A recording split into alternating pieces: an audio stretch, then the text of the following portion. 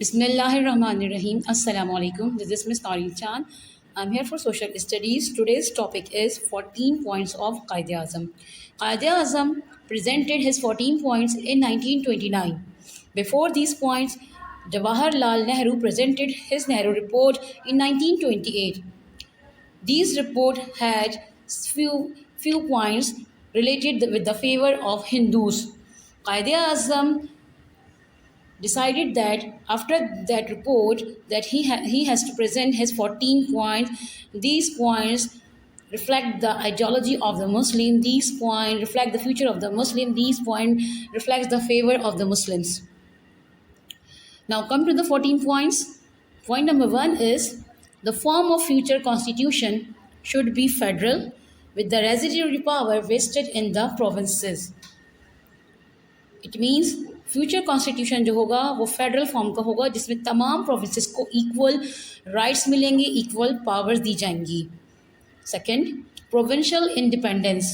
A uniform measure autonomy shall be granted to all provinces. Autonomy means power of decision. एक uniform measure autonomy shall be granted to all provinces means तमाम provinces को power of autonomy दी जाएगी जिसमें वो अपने फैसले करने का राइट रख सकेंगे right. Next is Muslim representation in central legislature. In the central legislature, it means the central government, Muslim representation shall not be less than 1/3. Central government में मुसलमानों की strength 1/3 से कम नहीं होगी. Religious liberty, full religious liberty, that is liberty of belief. Liberty ये favour दे रहे हैं कि तमाम नेशंस को मज़हब की आज़ादी है, एजुकेशन की आज़ादी है, अपनी ऑब्जर्वेंस, अपनी वर्शिप करने की फुल रिलीजियस फ्रीडम उनको मिल जाएगी.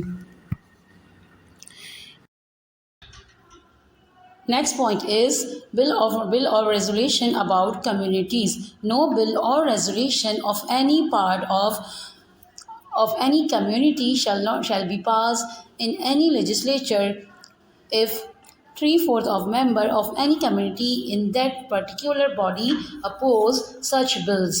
It means कोई भी बिल या रेजोल्यूशन पास नहीं की जाएगी जिस प्रोविंस या जिस एरिया के लोग 3/4 मेंबर्स अगर उस बिल के अगेंस्ट हों तो वो बिल या रेजोल्यूशन उस एरिया में पास नहीं की जाएगी. Next is representation of minorities.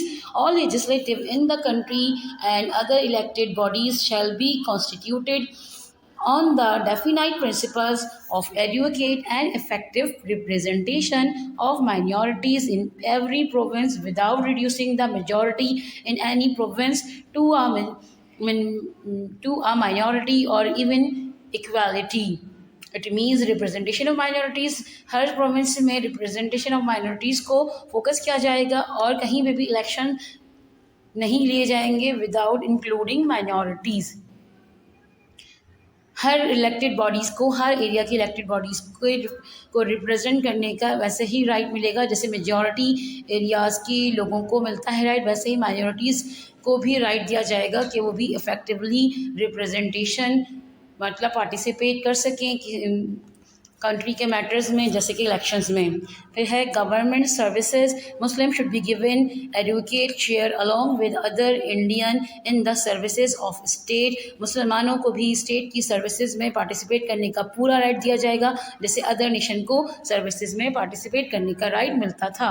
Separation of Sindh should be separated from Bombay presidency. Sindh को बॉम्बे से अलग करवाया गया.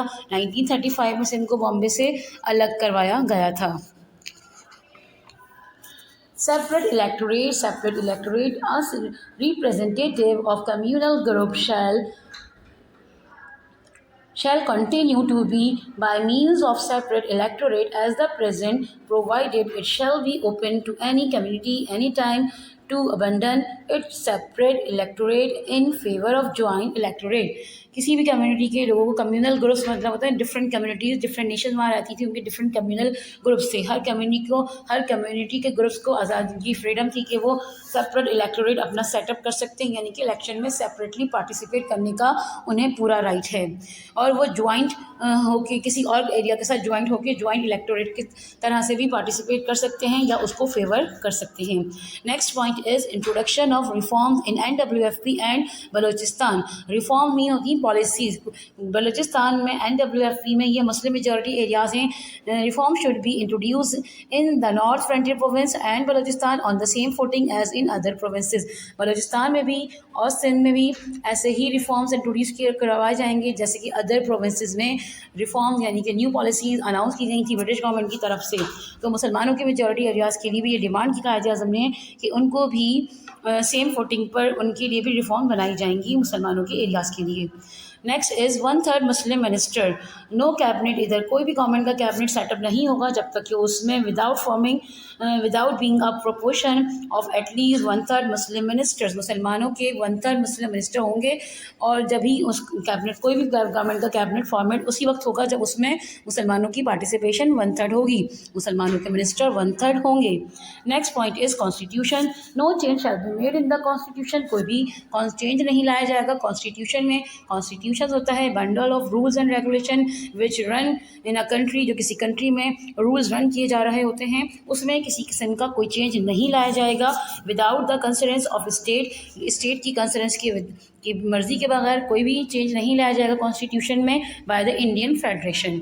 Next is protection of Muslim current cultural and language. Protection of Muslim culture and language.